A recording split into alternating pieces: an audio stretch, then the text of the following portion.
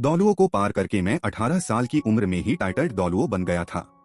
इसी समय मुझे सिस्टम का मिशन पूरा करने के लिए कुछ नौसिखियों को स्टार डॉलुओ फॉरेस्ट के गहरे इलाके में ले जाना था। लेकिन अचानक 1 लाख साल का सोल बीस्ट बाहर निकल आया और मुझ पर चिल्लाते हुए हमला करने लगा। मैं तुरंत समझ गया कि मुझे किसी ने फंसा दिया है। धरती के कीड़े सच में मौत को बुलावा दे रहे हो। स्टार डॉलुओ फॉरेस्ट के अंदर ऑस्कर ने अभी अभी सोल रिंग को अवशोषित करना खत्म किया था। ये देखकर झाओ वूजी ने कहा, ठीक है, चूंकि सोल रिंग मिल चुकी है, अब हम वापस चलने की तैयारी करते हैं। लेकिन मैंने धीरे से कहा, रुको, मुझे अभी एक काम और करना है। सच कहूं तो मैं स्टार डॉलुओ फॉरेस्ट के गहरे इलाके में घूमना चाहता हूं। ये सुनकर सब एकदम हैरान हो गए। उनके मन में था, आप बड़े आदमी हैं, जहां जाना चाहो जाओ, कौन आपको रोक सकता है। गहराई की बात छोड़ो, अगर आप स्टार डॉलुओ फॉरेस्ट के कोर इलाके में भी जाना चाहो तो कोई एक शब्द भी नहीं बोलेगा। मैंने उनकी आंखों में छिपा हुआ मतलब समझ लिया। इसलिए मैंने खांसकर फिर कहा, मैं चाहता हूं कि तुम लोग भी मेरे साथ अंदर चलो। सबसे पहले मानने वाली निंग रोंग रोंग थी, तो हम सब साथ चलेंगे। लेकिन जब उसने झाओ वूजी और बाकी लोगों की अजीब नजरें देखी तो उसे अचानक होश आया। रुको, तुम कह रहे हो कि हम सब स्टार डॉलुओ फॉरेस्ट के गहरे इलाके में जाएं? उसे लगा था कि हम सब साथ बाहर निकलेंगे। मैंने हल्के से सिर हिलाया। मिशन की शर्त है साथियों के साथ मिलकर सोल बीस्ट का शिकार करना। अगर साथी वहां नहीं होंगे तो कैसे चलेगा? ये ठीक नहीं है। ये सुनकर निंग रोंग रोंग ने गर्दन सिकोड़ ली। उसे खेलना और मस्ती करना पसंद था, लेकिन उसे ये भी पता था कि क्या करना चाहिए और क्या नहीं। अगर मैं उसे अकेले ले जाता तो ठीक था, लेकिन पीछे इतने सारे लोग हैं। क्या मैं सच में सबकी रक्षा कर पाऊंगा?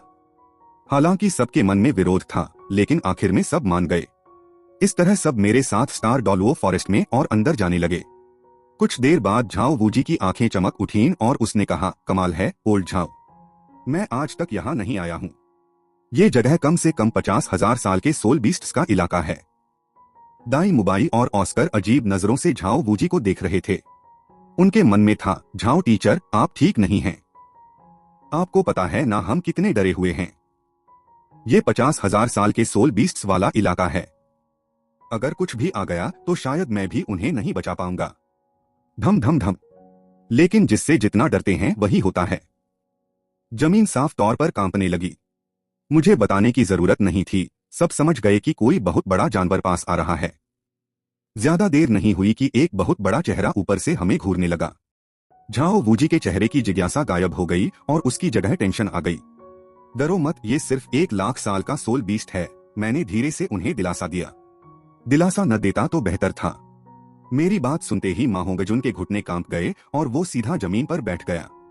मैंने देखा और मन ही मन कहा, इतना क्या डरना। अच्छा हुआ कि इसी समय टाइटन एप की नजर मुझ पर पड़ी। उसे यकीन था कि मैं वही इंसान हूँ जिसे छोटी 5 दीदी ढूंढ रही हैं। इसलिए उसकी आवाज टूटी फूटी थी, लेकिन सब सुन सकते थे कि उसमें कितनी ठंडी हत्या की भावना थी। मैं थोड़ा चौंक गया। टाइटन एप मुझे निशाना बना रहा था। आमतौर पर 1 लाख साल के सोल बीस्ट की बुद्धि कम नहीं होती। मेरे जैसे ताकतवर के सामने उसे इतना आक्रामक नहीं होना चाहिए। और मुझे पक्का यकीन है कि मेरा टाइटन एप से कोई दुश्मनी नहीं है। रुको, उसकी पीठ के पीछे एक जानी फचानी सांस है। ये छोटी 5 और टांग सान है। मैंने अनजाने में टाइटन एप की पीठ के पीछे देखा। अंधेरे में कुछ धुंधला धुंधला था। तुरंत मुझे समझ आ गया, तो टाइटन एप को किसी ने उकसाया है। हाँ, तो इसमें मेरी गलती नहीं है।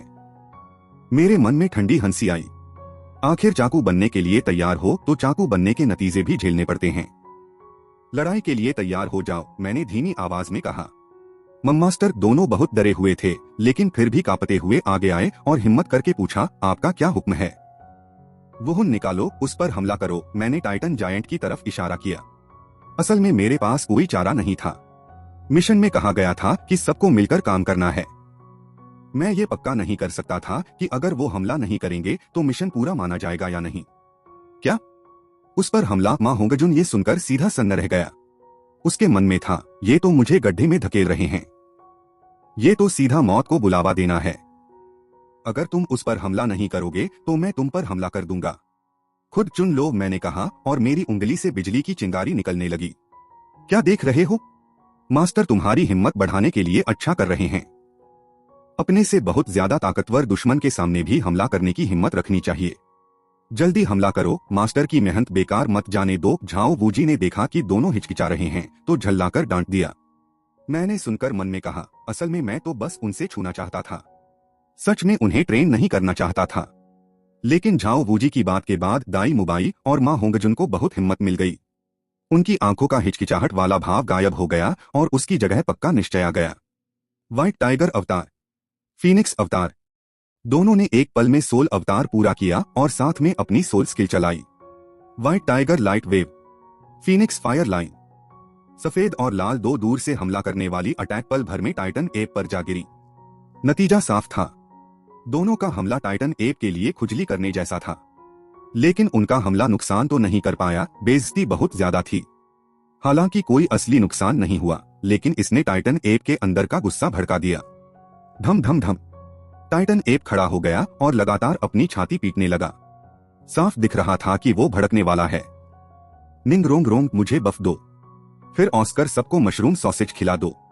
उसके बाद तुम सब स्टार डॉलुओ फॉरेस्ट के बाहर जाकर मेरा इंतजार कर सकते हो या पहले श्लेक वापस जा सकते हो। मुझे लगता है इसे साथ मिलकर काम करना मान लिया जाएगा। जहां तक जू जू किंग और मा होंगजुन के हमले का सवाल है, कोई बात नहीं, उसे सिर्फ मानसिक दबाव मान लो। ऑस्कर को मेरी व्यवस्था से कोई दिक्कत नहीं थी, उसने बिना सोचे वैसा ही किया। आप चाहते हैं कि मैं क्या करूं? निंग रोंग रोंग ने मेरी बात सुनते ही चेहरा लाल कर लिया। कितनी शर्म की बात है, वो ऐसा कैसे कह सकती थी? मैंने नहीं सोचा था कि इस समय निंग मिस ने मेरी बात का गलत मतलब निकाल लिया। मेरा मतलब था कि सेवन ट्रेजर ग्लास टावर से मुझे बफ करो। मैंने फिर समझाया। ओह ऐसा है क्या? निंग रोंग रोंग को समझ आया और शर्म को भूलकर उसने दोनों हाथ जोड़े। सेवन ट्रेजर ग्लास टावर उसके हाथ में आ गया। सेवन ट्रेजर्स का नाम, एक कहता है शक्ति, दो कहता है गति। झट से दो रोशनियां मुझ पर गिरी। क्या यही सेवन ट्रेजर ग्लास टावर की बफ करने की ताकत है? सच में दुनिया का नंबर 1 सपोर्ट है। मैं महसूस कर सकता था कि मेरी ताकत काफी बढ़ गई है। धम धम, और इसी समय टाइटन एप ने भी अपना गुस्सा निकाल लिया था। 2 कदम में वो मेरे सामने आ गया और तवे से भी बड़े मुक्के से जोर से वार किया। मैं देखना चाहता हूं तेरी ताकत कितनी है। मेरी आंखों में कोई डर नहीं था। मैंने भी एक कदम आगे बढ़ाया और मुक्का मारा। चटाक, एक अदृश्य लहर फूट पड़ी। हम दोनों के इर्द गिर्द दसियों मीटर के पेड़ आवाज के साथ टूट गए। भागो, यहां से निकलो। शुक्र है झाओ वूजी की नजर तेज थी। उसने एक हाथ से निंग रोंग रोंग को और दूसरे से ऑस्कर को पकड़ा और जल्दी से वहां से दूर हो गया। उसके इस आदेश के साथ जू जू किंग, मा होंगजुन और दाई मुबाई भी उसकी परछाई के पीछे भागे। एक पल में मैदान में सिर्फ मैं और टाइटन जायंट आमने सामने रह गए। लेकिन असल में दूर से 3 जोड़ी आंखें मैदान में सब देख रही थीं। वो सब हैरानी से मुंह खोले हुए थीं। हे भगवान दादी, मैंने ठीक देखा ना? दूर वाला लड़का झाओ वूजी का स्टूडेंट है ना? उसमें टाइटन एप से सीधे लड़ने की ताकत है। मेंग येरान अविश्वास से बोली।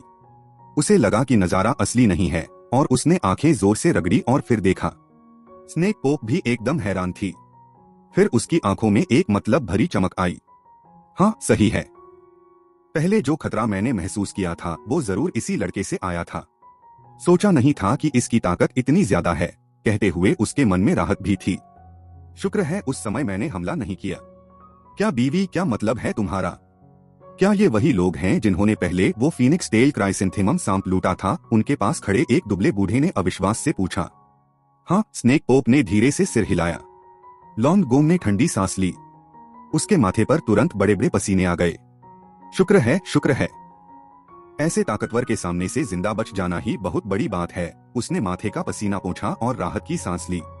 लेकिन हम जिस ह्यूमन फेस डेमन स्पाइडर का पीछा कर रहे थे वो फिर से उस इंसान के पास चला गया। मेंग येरान ने लाचारी से कहा। लॉन्ग गोंग ने आह भरी। येरान छोड़ दो, अब किस समय है जो अभी भी उस ह्यूमन फेस डेमन स्पाइडर के बारे में सोच रही हो?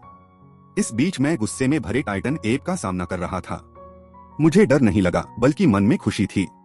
मजा आ गया। अगर और तेज होता तो और भी अच्छा होता।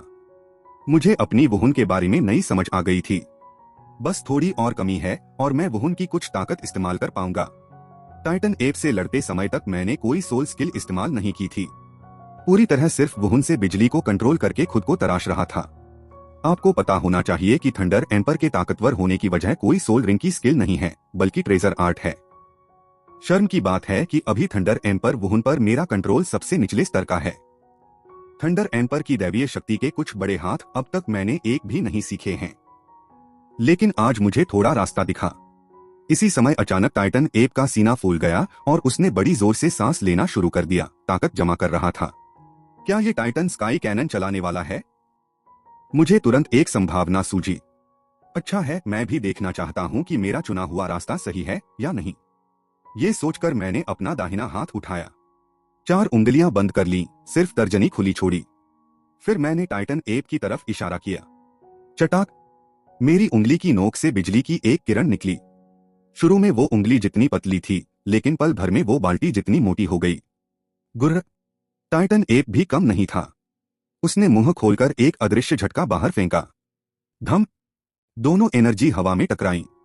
वो झटका बिजली के नीचे तुरंत गायब हो गया और मेरी बिजली रुकी नहीं और सीधा टाइटन एप के सिर पर जा गिरी। धम धम धम! टाइटन एप हिलते हुए कई कदम पीछे गया, तब जाकर संभला।